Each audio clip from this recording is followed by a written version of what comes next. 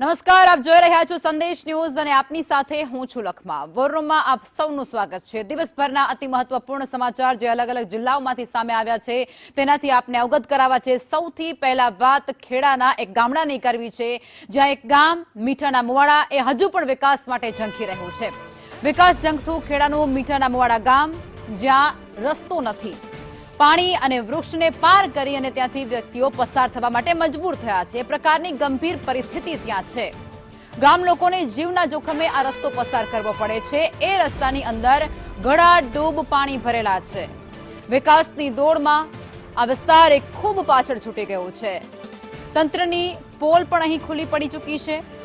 આ તસવીરો એક ખૂબ હૃદયદ્રાવક છે, ખૂબ ભયાનક છે, જેમાં કમરસમા પાણી અને વૃક્ષોની ડાળીઓ પરથી રસ્તો બનાવવામાં આવ્યો છે.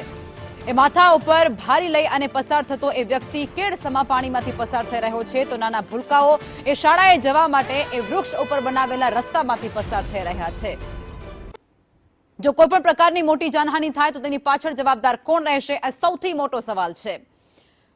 વિકસિત ગુજરાતની મોટી મોટી વાતો કરવામાં આવે છે, મોટા દાવાઓ કરવામાં આવે છે, વાયદાઓ કરવામાં આવે છે, પરંતુ આ તસવીર એ તમામ અધિકારીઓને જોવાની જરૂર છે, જે માત્ર વિકાસના બણગા ફૂંકી રહ્યા છે.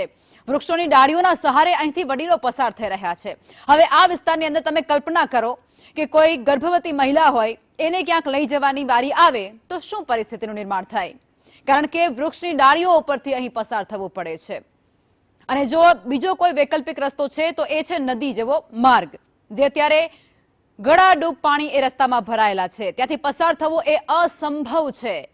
આ વિદ્યાર્થીઓ તમે જુઓ તસવીરમાં, જે પોતાનું ભવિષ્ય ઘડવા માટે શાળાએ જઈ રહ્યા છે, પરંતુ કેટલી મથામણ કરી રહ્યા છે. એ વૈકલ્પિક રસ્તા નથી ત્યાં, કે નથી કોઈ અન્ય એવી જગ્યા જ્યાંથી એ લોકો પસાર થઈ શકે.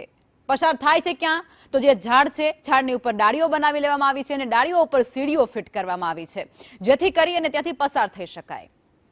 મોતના મુખમાંથી રોજ આ વિદ્યાર્થીઓ પસાર થઈ અને પોતાનું ભવિષ્ય ઘડવા માટે જઈ રહ્યા છે. ખૂબ હૃદયદ્રાવક આ ઘટના કહી શકાય છે. વિકાસની મોટી મોટી વાતો વચ્ચેની આ વાસ્તવિકતા એકવાર તમે જોઈ લો. ખેડાની છે.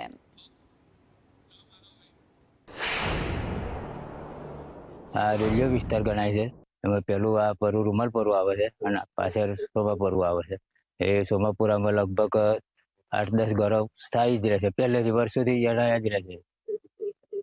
કુલ ટોટલ 50 થી 60 ઘર ખેતરોમાં રહે છે. આજીવન આ જ રસ્તો છે. ચોમાસામાં જ બનાવવો જ પડે અમારે, તો જ આ જવાય ખેતરો, જવાય જ નહીં. મેઇન રસ્તો વેરાવાનો છે, પણ વેરામ તો અત્યારે 2 માથોડા જેટલું પાણી, એટલે જવાય જ નહીં.